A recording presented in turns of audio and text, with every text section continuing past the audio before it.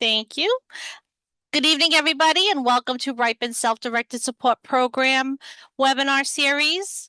Tonight, we are joined by Donna Standish, and she's going to give us some information around the supports intensity scale process and how to prepare for one.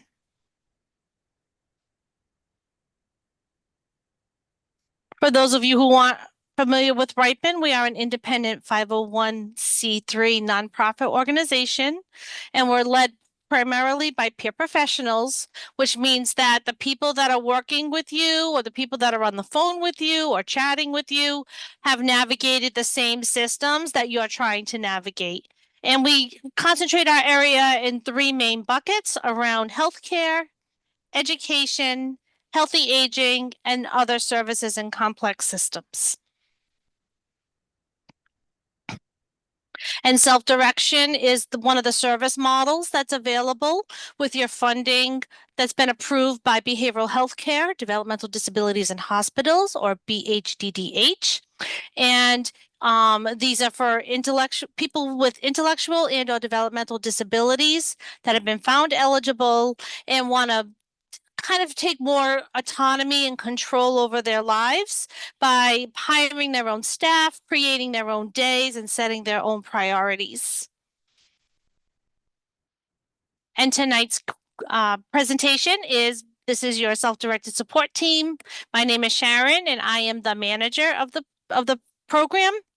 And without further ado, we'd like to welcome Donna Standish, the Chief Casework Supervisor at Behavioral Health Care, Developmental Disabilities and Hospitals. Forecast, calmer conditions, and clear skies. Hi, Donna. Welcome. Thank you. So we're going to jump right in because I have a feeling we're going to have lots of questions about this tonight. So Donna, tell us, what is the SIS-A? So the SIS-A is the support intensity scale for adults. And this is an assessment that is created and governed by AAIDD, which is the American Association on Intellectual and Developmental Disabilities. They had created it. I believe it began in the state of Rhode Island in 2010 or 11. And it was just the SIS-A. It then morphed into the SIS-A. It was just the SIS, and now it is the SIS-A. And we adopted the SIS-A in 2017. And now we are on the second edition, SIS-A, which we adopted in August of 2023. This assessment was developed to measure the level of supports that an individual needs to be successful in various amounts of activities. It covers exceptional medical, exceptional behavioral, and then we have what we call the body of the SIS, which has about 7 different sections. We have home living activities, community living activities, health and safety activities, lifelong learning activities, work activities, social activities, and advocacy activities. And how we look at this SIS is if the individual was in their own apartment with staff present, what would that support look like? And what we're looking for the support is, for individuals to be honest with the level of support that is needed for their loved one to be able to be successful in these activities. The SIS in Rhode Island is also attached to resource allocation. So it does have an algorithm that will score the SIS and create a tier level. That tier level then gets assigned to a funding package, and that funding package is how you purchase your services. Okay, so it sounds like you're looking at the whole person when the interview is happening. 100%. Yep, we're looking at the whole person and what their support needs are. Wonderful. Okay, our next question is, how should we prepare for a SIS meeting? So a SIS meeting, especially if it is your first SIS meeting, the SIS meeting can seem to be, or even your 10th SIS meeting, to be quite honest. Any SIS meeting can cause a lot of anxiety to parents, to the individual. It can seem quite overwhelming to actually prepare for this. But how you best prepare is if your child has any medical conditions, make sure that we have a medical care plan, or any protocols if they have seizures, if they're using an EpiPen, or any other significant medical procedures that we would need a protocol for. If they have high level behaviors, if they have a behavior support plan, again, any protocols for safety for that behavior. If they're on PRNs, do we have a protocol for the PRN? If there's data, usually if there's a school involved, the school will have all that documentation. So that's not documentation you yourself would need to prepare, or try and get. The school should have it. If you're working with a pass agency, they should have some of that information. It should also be in your IEP or your loved one's IEP. If they are older and now they're in our system, it would again be with the agency or within the ISP. You should think of this assessment as this is the time to be honest. This is where you bear everything, which is why it can be very anxiety provoking for people who have gone through it, because you have to now look at all the support that your child needs. You're especially young young individuals coming into our system from school. You're coming from a very positive based environment where now we're looking at, well, what supports do they need? So now you're looking at your loved one with, wow, I didn't realize that they needed that much support. So it can be hard to talk about those things, but we need to talk about those things. If your loved one has certain, or you as an individual have certain behaviors that are really hard to talk about, now is the time to talk about it. If we don't have that information, you're not going to get the appropriate funding for you to be successful in the community or in your life. So it is difficult, but we are all trained.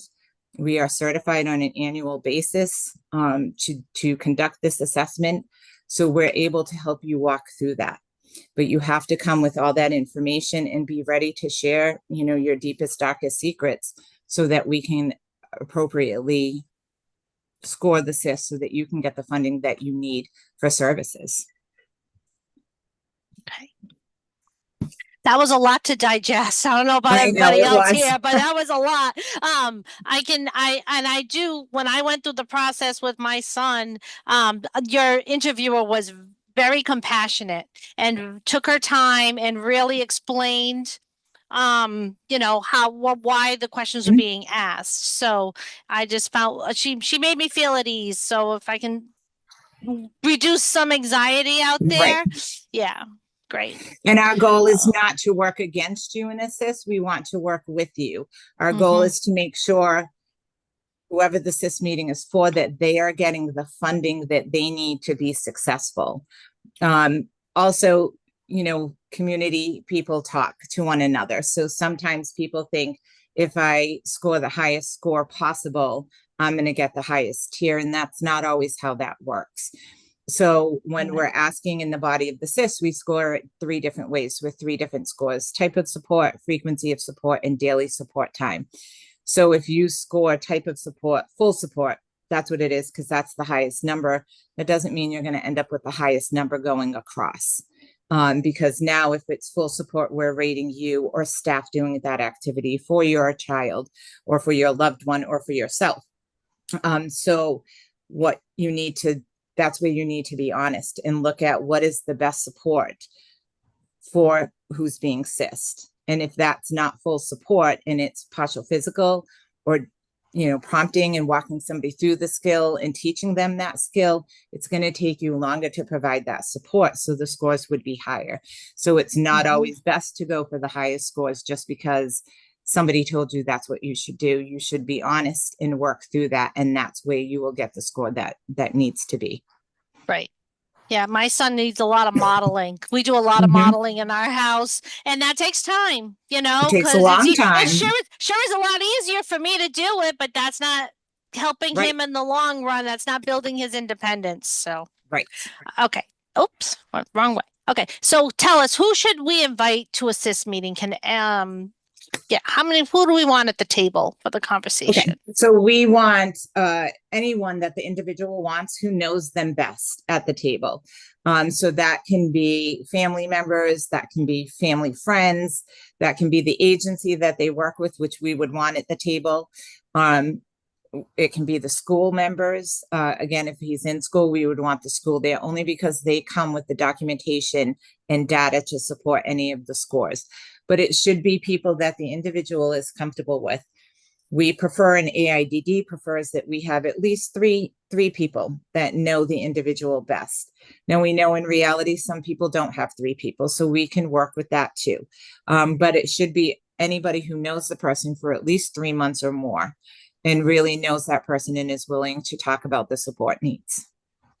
Okay, and are these meetings in person, virtual? What are the choices that families have? They have both choices, so it is up to the families as to how they want that SIS. They can have it virtual if they want to, or they can have it in person.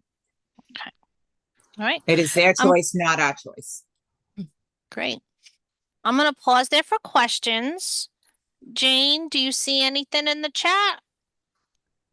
Or if somebody would like to come off mute, they can raise their hand and we can There's- call on them. Nothing in the chat right now, Not yet. Sharon. I can't see folks. So if anyone has their hand raised, they would just Yep, come off. I mute. just took a little quick peek. No, I don't see any hands. All right. I had a question. I don't Oh, see where to yes. raise my hand. Oh, okay. Go ahead. What stage in the child's transition does this meeting take place? So the best time for it to take place is 1.5 to 2 years prior to them exiting school. So that gives enough time for the SIS to take place, the tier to come back, and gives you enough time to transition for services at that time. If we do it too early, because the SIS is also done, which I failed to mention at the beginning, every 5 years. So if we do it too young, if we do it at 18 and your child is leaving school at 22, we may have to redo it. So it's best to do it 1.5 to 2 years prior to the exit date of school. Okay. Thank you. Thank you for your question. We're Okay. good. All right. I'm going to move on to the next slide, which is how long does it take for the SIS? So the SIS can take up to 3 hours. So we schedule it for 3 hours. We anticipate and expect that all respondents coming to the SIS have the 3 hours to give us for that assessment. It can take anywhere from like 1.5 to 3 hours. So it depends on the level of support needs, the conversation. Some individuals don't need as much support as others. So it can vary. But we would want you to be able to bank on 3 hours. Okay. And when will we get the results of the SIS? How do So they the come? results from the SIS can be up to 30 days from the SIS, from the actual interview date. Okay, and how will parents and consumers be notified? They of the will results? receive a tier letter. I'm sorry, a funding letter. The name changed, so I apologize. Okay. So I believe that it's now called a funding letter. It was a tier letter. Okay. But you will get a letter in the mail stating what your tier is, and I believe what the package is. Okay. And what happens if we read this letter and we disagree with the results of the SIS? What kinds of things can we do? If we disagree. Yep. So there will be at the bottom of the letter, I believe, there is a notification that you can request an admin review, an administrative review, and you would contact Natalie Munoz. So that is what we used to call back in the day an informal appeal, and now it's an administrative review. It's a conversation. It is a conversation with the administrative review team. as to what the concerns were in the SIS, why you didn't think the results were accurate, what support needs you do have. Then a determination is made from that meeting within the admin review committee. If you don't agree with the results, with the determination that is made at that stage, you then also have a right to file a formal appeal with EOHHS, and that would be a formal hearing. So there are, there are a couple of ways. If you don't want to go that route and you just want to understand why the SIS didn't come out away and just have a conversation without requesting another SIS, we can have a conversation about that. Okay, and what does EOHHS stand for? Executive Office on Health and Office of Human Human Service. Services. Okay, just trying to acronym bus. Yes, First, sorry. maybe we might have Yes, some new I'm people sorry. on I'm so the used to the call. acronym world, so That's I okay. apologize. I get it. Oh yes, we know all. We do. We love our acronyms here in the Yeah. adult service world. Jane, any questions? Yes, and Sue answered Okay. one, but I just want to let Donna touch it as well. Yeah. Can the SIS be hybrid with some attendees in person, some attendees virtual? And Sue said that is possible. Donna, do they have to let you know ahead of time? Like, So yes, so we at Buddha unfortunately do not have the capabilities to do the hybrid. So if we are going to an agency or a school and someone else is zooming in, it would have to be that agency or school to accommodate that. But yes, if they can, we can absolutely do a hybrid. But if it's the department itself, we don't always have that ability to do that. great, thank you. Mhm. And then is there any place to see what the specific SIS questions are? So we cannot, because AAIDD, again, the American Association on Intellectual and Developmental Disabilities, they own the SIS. So we are not able to give out the exact questions. There are links on our website that can bring you that would touch upon those questions. If you are concerned and really want to know what is, you can call me and I can give you a rundown of not necessarily the specific questions, but what things we're actually looking for. Great, thank you, Donna. I have one more. Yeah. Who funds the SIS? Are there concerns with the current government affecting funding? Well, that question's a little bit above my pay grade. So Medicaid, all of our services are funded via Medicaid. So I would, I don't go to those higher level meetings. I'm not that high up on the chain. I would imagine that if there is concerns that the state is planning for that and to prevent any loss of services. Okay. Great, thank you. That's it, Sharon, for now. That's it for now. All right. Would anybody like to unmute and ask a question before we move on?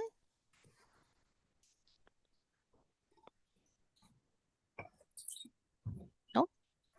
Okay. So what's new with the SIS-A process? Those of us that are living this world are seeing lots and lots of changes happening at BHDDH. But for the SIS process in particular, what's new with the SIS that you want to share tonight?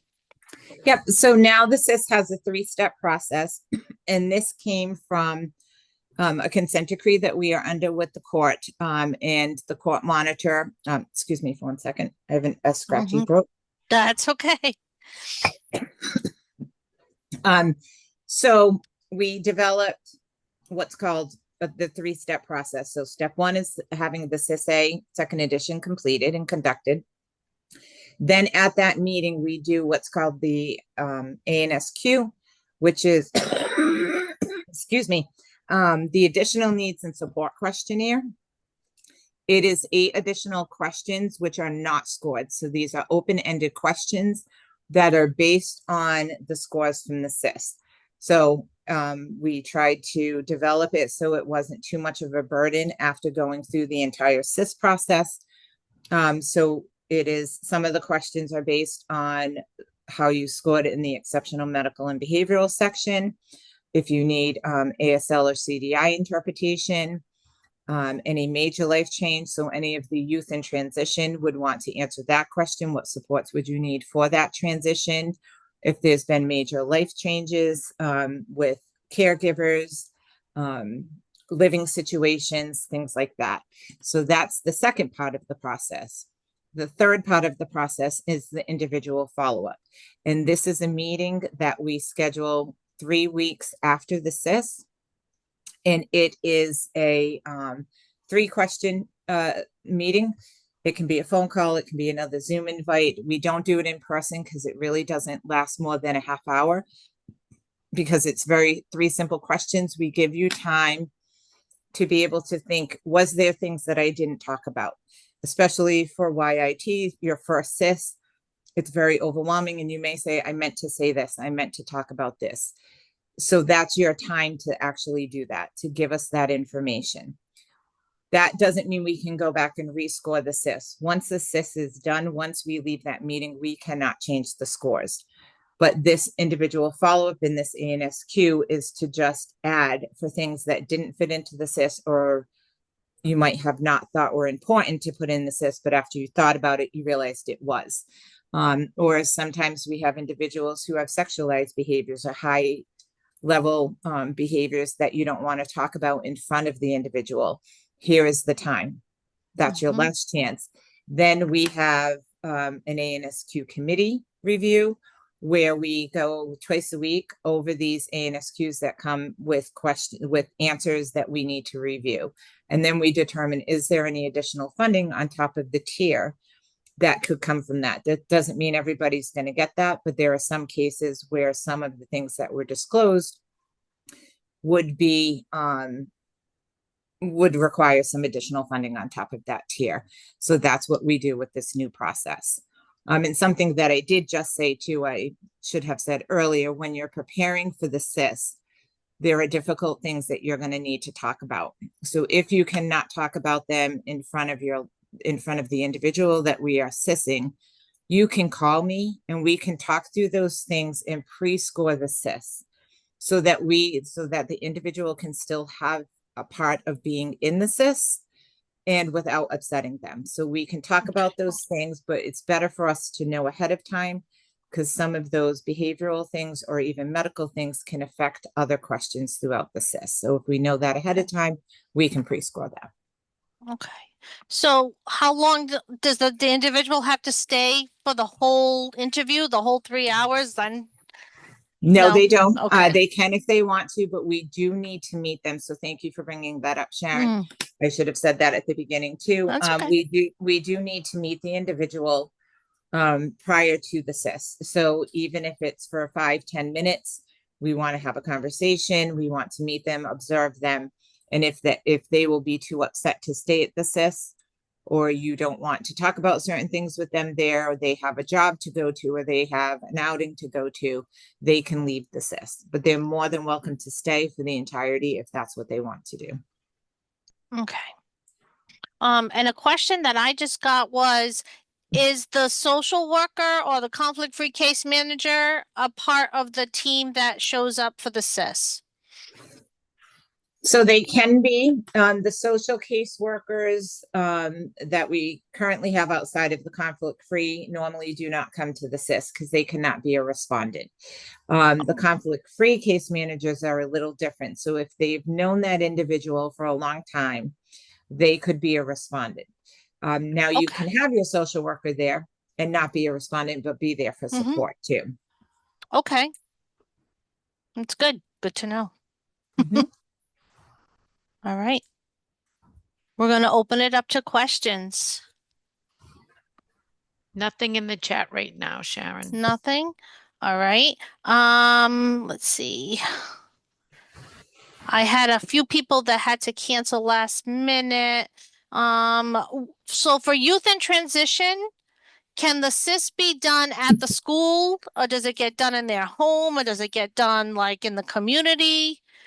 Like where can that happen? So a youth in transition who is still in school, it would be preferable, unless the teacher can leave the school and the school personnel can actually leave, it would be preferable to have it in the school so all those individuals can be part of the SIS. We want the whole team to be part of the SIS. So if they can go to the individual's house or into the community, that's great. But if they can't, then we would prefer it to be at the school so everyone is involved. Okay. And it seems like, I know my son won't do things for me that he'll do Mhm. for them. So it's Exactly. nice to have those different perspectives when we're talking about the at the table, right? Right. To make sure that we're getting a clear picture of the SIS person that's being Yep. evaluated. Okay. And again, All when right. we say we're looking at it as if they were in their own apartment with staff, that's Mhm. exactly why we're looking at that. Because parents, especially moms, want to do everything for their child and make it easier, but their expectations are different than a staff working with the individual's expectations are. And that's what we're looking at, is if they had staff and not mom to do the laundry and mom to cook for them, what would be the expectations of that staff and what support would they need at that point? I can tell peanut butter and jelly 3 times a day is what it would be in my house. Right. How far, so for a person that's transitioning into adult services, did you mention this already, when the SIS should be done, how far in advance it should be done? Yep. So that for A year and a half to planning? 2 years in advance. Okay. So that we're capturing their current needs, you know, their current level. And then that gives them time to get the tier and to plan for their transition. All right. So if they're staying till 22, we're looking at 20 and a half. If they're leaving at 18, though, we're looking at like 16, 16, Well, 17, right? Yes, Or do we not? we cannot do the adult version unless they're 17. The 17. children's Okay. version would be 16. So the youngest we could go would be 17. And none of us here at Rhode Island has not adopted the SIS-C for children. Gotcha. And do you do it at any time? Is it like a consent time that you do? Yeah. Like, So we do them at 9 a.m. and at 1 p.m. Monday through Friday. And again, we do that because they can go up to 3 hours. We also do have a couple of nights a week that we do them at 6 p.m. I was So just we going to do- ask for yeah. our working parents if there was Yep. an option for that too. Great. Yeah, so we Thank do you. try to accommodate that. We thought the 6 p.m. would be short term. We didn't think people were actually going to jump on that, but a lot of individuals do. So that's good that we have that opportunity. Okay. I just got a question in, Sharon. Sure. Please. Donna, what happens if you do not agree with the level determined by the SIS interview? Yep. So again, you can request an administrative review. It will be on the bottom of the funding letter. As to who to contact, that's Natalie Munoz at Buda, and she will schedule an admin review. And again, the admin review is a conversation between the individuals on the admin review committee. We gather information and we determine if the SIS was accurate, or if even if it's accurate, you may need some additional funding, or if a resus needs to happen. And then if you don't agree with the determination, or we could say, nope, the SIS was accurate and you're going to have to work within tier. If you don't agree with that, you can also file a formal appeal with the Executive Office on Health and Human Service. Gotcha. Okay. And then I just Okay. got 2 more in. How Okay, often does an individual participate in a SIS interview, and can the tier level go up or down with a reevaluation? That is an excellent question. Mm. So the SIS takes place on average every 5 years. That is when we're supposed to do it. There can always be a major life change that can create a change in situation SIS to be done before that 5 years. Yes, and at any point, a reevaluation can change the tier. It can go up, down, or it can remain the same. So individuals needs change, and their support needs change throughout the years.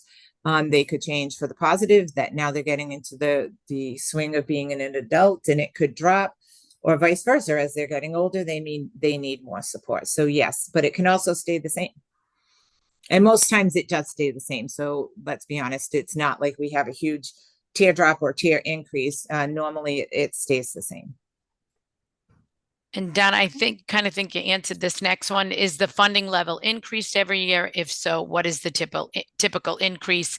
I think you kind of just covered that, but Yeah, so the the funding level will remain the same for that 5 years. Unless there's increases outside of, when they do the big increases for staff and things like that, but, the budget increases, but, for the SIS, it stays, the funding level stays the same for the 5 years.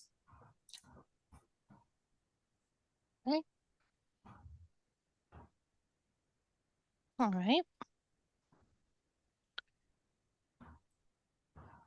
So Donna, if there's, say there's, evaluations that the time of the SIS comes and you don't have the results of an evaluation yet, whether that's like a occupational therapy or a physical therapy, or maybe they're in the middle of a work trial and you don't have that evaluation, when are you able to submit that as additional documentation? Would that be that 3-question call at that time? Are you able to submit more Oh, yeah, it can documentation? be. We can also hold the SIS. We don't want to hold it obviously for 6 months because now that individual is not going to get their tier or their funding level. But we Right. can hold it if you're, if the evaluation is going to be done, completed within 2 months of the SIS, we can hold that. Okay. And wait for that evaluation if we feel that it's going to impact any of the Mhm. scores. And that's a conversation, you would know at the end of the SIS that if we were talking Okay. about certain things, those evaluations were going to be. But we can hold it for a time period. Again, we don't want to hold it for an extended time because it will prolong the tier from being created. Yeah. Okay. And then you would, for someone that's medically fragile that might have nursing, or they may have some kind of like medical plans in place or protocols, all of that stuff would be submitted along with documentation for the SIS Yes. And for when you, determination. yep. And when you, and we would want that to substantiate, because when we give higher scores in the exceptional medical or behavioral, we do need documentation to substantiate that. Okay. When you get the request for the SIS, if you're in school, we usually send it to the teacher because then the teacher coordinates with the team and with the family as to what day and time. There is an email that's the Boot Assist docs where that information can get emailed to, or Okay. you can email it once you get once you know who the interviewer is, you can email it directly to the interviewer. Okay. Sharon, I just got another Yes. question in. Okay. Yep. Is the SIS timing coordinated with the annual person-centered plan, or can the tier be in the middle of a funding year? So in a perfect world, we would not have a backlog of SISs, and it would be pretty confident that it would be completed 90 days prior to the plan. We have had a very big backlog for many years, and COVID was not our friend. And we have been short-staffed. So we're working on creating our backlog. Once the backlog is no longer, then we would have that SIS scheduled, completed, and tier back 90 days prior to the start of the ISP, so that the conflict-free case managers, families would know what the tier is and how, be able to put the PO in for their services. Did that answer that question? Sounded good to me. Lisa, did that answer your question? If not, just pipe in. Yep. And then one more, is the support staff provided one person or multiple? Can you describe an example of what some supports might look like for an individual? Okay. So can you repeat the first part of that question, please? Sure, Donna. Is the support staff provided one person or multiple? Oh, so in the scenario of if they were in their own apartment with staff present, so I guess I never thought about that. I guess it would be however many the person needs. So if they have a 2-to-1, it would be their 2 staff. If it was a 1-to-1, it would be their 1 staff. And then what was the second part, Jane? I'm sorry. Oh, no, not at That's all. okay. If you could, can you describe an example of what some supports look like for an individual? Sure. So for the home living section, we ask about bathing and personal hygiene. So this is taking a shower, washing all your body parts, washing your hair, brushing your teeth. So what support would that individual need to be successful? It can be no support, that they're independent with that activity. It can be monitoring, checking in, giving reminders, giving some encouragement, maybe some nagging. It can be verbal gestural prompting, where you're walking them through the steps, teaching them that skill. It can be partial physical assistance, where the individual can do part of the bathing and personal hygiene, and staff and or family would have to do the remainder of that. Or it's full physical and someone else is doing that activity for them and actually washing them for them. Does that help? Is that what you were looking for? That sounded great. Okay. All right, can, Oh. maybe it's easier if I just Yes. say it. Is it okay if I Okay. just? Okay. Yeah, Sorry. of course. Is it okay if I Yes, just go jump right in? ahead. Yep, So- go right ahead. So if they're capable of doing like some things in the, like things in the home with direction, but how about like out in the community? Is there support like out in the community?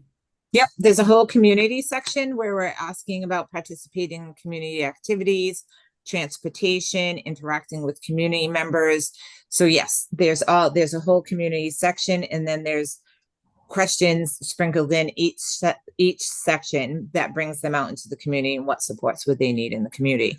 There's also one for work. So there's a whole section for somebody who is working. Well, everybody has to be asked the question, but there is a section for work and what type of supports they would need to be able to be successful at work. Okay, so it's just not in home support. Okay. It's all over. So it's the whole picture Whole from the time life, they wake right. up So to the time they go so- to sleep, everything that they're doing. Something like past, but more. Yes. Yep. Okay, like an example. Okay. Do Yes. we, Yes. are we responsible for finding the staff, or do you guys offer options for the staff, or how does that work? So you'll be, your loved one will be assigned a caseworker, whether that's a conflict-free case manager or a YAT case manager. And that case manager will walk you through that process. So once the tier comes in and you know what the funding package is to work with, they will then work with you to help you find an agency if that's what you're looking for. If you're going to go self-direct, then that's a whole nother avenue with having to hire staff. And then there's support brokerage agencies out there that can help you with that. Yeah. Okay, But Thank you. once you And- get that case manager, I'm sorry, Sharon, they'll walk you That's okay, all no, go through ahead. that. okay, good. And Thank if you you. have a youth in transition up until age 26, we have ripen programs that can also give some peer support and kind of review your options so that you can make the best choice for your family. Oh, Mhm. that sounds Okay. good. Yeah. Thank you. And I just got another question. Great. You may have already said this, but if the child is living with parents and receiving self-directed funding, can the parents be paid through the self-directed funding? I heard this was going away, but I am not sure if that happened. So this is not my area of expertise at all. Mhm. There are, I believe, one parent is currently can be paid, and I don't know that that is going to last. So I do believe that there is talk. So I don't want to speak out of turn and give a definitive as to whether that's going to continue or not. But I believe it is in discussions at this point. Right. Jane, you might want to put in the Ask BHDDH email. They're very good at thank you. responding to general questions, and what they'll do is they'll review the question and they'll get it to the right department to give you an answer. Mhm. Okay, so we can drop that in the chat. Anybody else? Any other questions? You've given us a lot to think about, Donna. And I want to say one more thing. So again, Sure. if this is your first SIS or your 10th SIS and you're anxious about it, and you're preparing for it, you can call me. And I can walk you through that. I can kind of relieve some of that stress that you may be feeling as it's your first, because again, the community talks. So you're going to hear horror stories. You're going to hear great stories. So if you're feeling that stress and that level of anxiety and you just want to talk it out and know what to, have that one-on-one conversation, I am more than happy to have that with you. And if you wanted to meet at the Ripon office, I can meet you there and have that conversation. We can have it on the phone or on a virtual meeting. But I don't want you to feel that you have to go into that alone without having that support. Because again, the SIS unit is here. We do have to do a job, and it's not a preferred job in the community. But we want to do what's right by your loved ones, and we want to work with you as a team.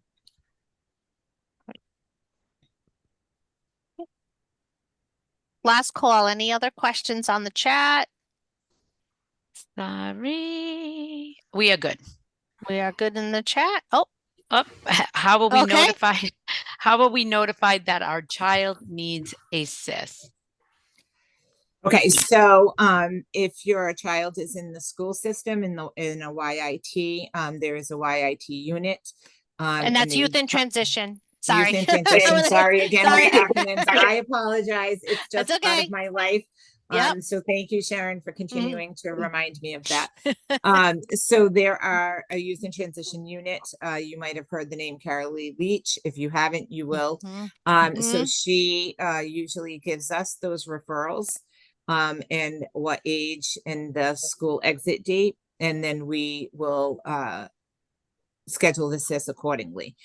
You can also, if you didn't go through the school system to be found eligible, it will come through the eligibility unit, and the same thing, they will send us a referral. You will receive an email from, or your school will receive an email from the SIS scheduler. Her name is Stephanie Andriozzi, sorry, I always say it wrong, or Megan Jenks sometimes also covers for her, or myself, and we will send that invite out requesting with available dates and times to schedule the SIS. Okay. And then Sharon, we do have, Okay. Sure.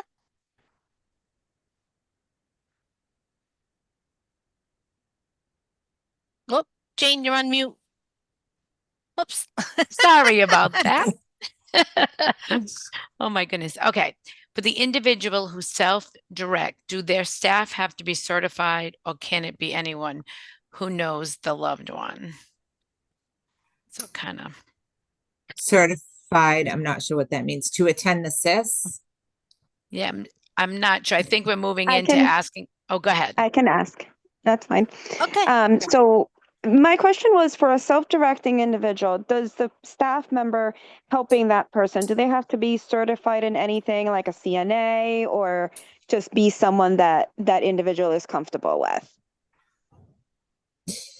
Again, this is not my area of expertise, but if it can be, I believe, anybody they're comfortable with.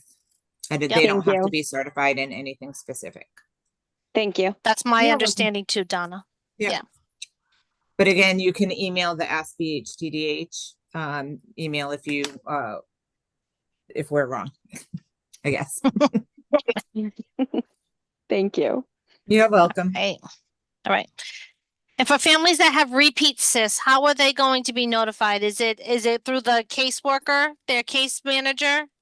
No, be the same one thing. telling Stephanie, them? the SIS, Stephanie? the SIS Okay. schedule will still send out an email to if they're with an agency, a day program, it will go to the agency, just again for coordination purposes. Gotcha. If they're not, if they're self-directed and just have CB services, not just, but outside of an agency, then we would direct it to the parent or to the And individual CB themselves. does community-based services, right? Yes. Okay, got it. Okay. All right. This has been so informational. Any other questions? We are at 6:45. So we want to thank Donna for your time this evening. We had some great conversation, lots of great questions. We have the survey is very important to Ripon. We read every single survey that comes in. We use it to inform us of what our future programming is going to be. Tell us what you like. Tell us what we could do better, and we'll always keep it trying to improve and bringing the topics and the information that's important to the self-directed community. And now I'm going to hand it over to Jane, and she's going to just tell us a few more things before we end tonight.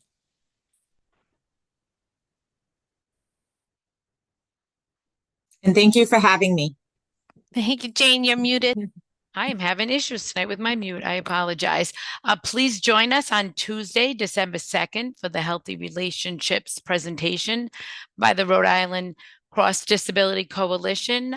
They will be discussing all things relationships, communication and respect, recognizing red flags, building supportive connections.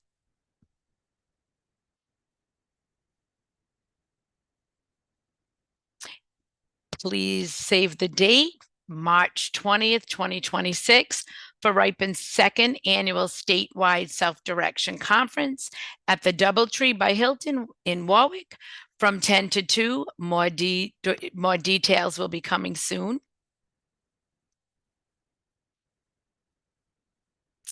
And please don't forget to check out our self-directed support toolkit. This has been created to assist folks who are new to self-direction and for those who have been using self-direction but want some new and fresh ideas. Yep. And some of the questions that came that were maybe not with Donna's expertise, but you might find some answers around staffing, some examples of possible job interviews, job questions when you're interviewing staff. So definitely check out that resource.